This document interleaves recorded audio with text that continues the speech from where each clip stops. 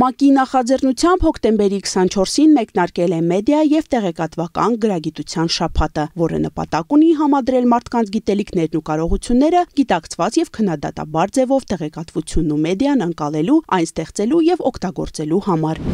Եթե խոսենք տարիքային խմբերի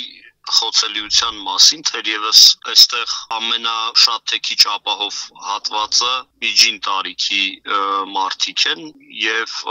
համապատասխանաբար ավելի խոցելի են ավելի երիտասարդ և ավելի տարեց մարդիկ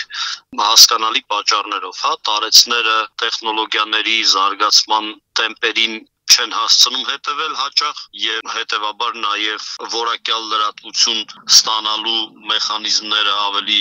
դժվար ընկալելի է լինում, իսկ երիտասարդների համար նրանք դեռ այնքան մեդիագրագիտություն կամ փորձառություն չունեն, որպեսզի կարողանան որակյալ լրատվությունը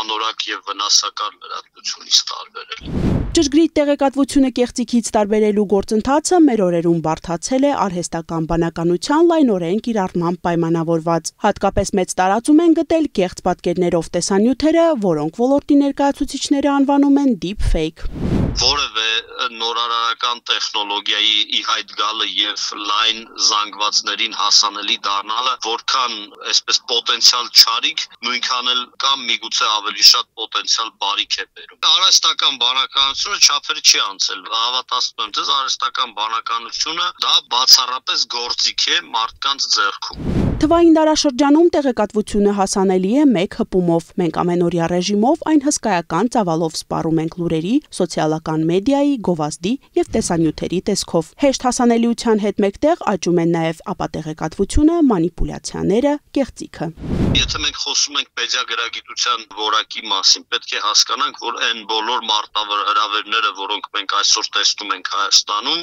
ապատեղեկատվություն, հանրությանը մոլորեցման փորձեր, այդ թվում նաև տեխնոլոգիայի կիրառման միջոցով,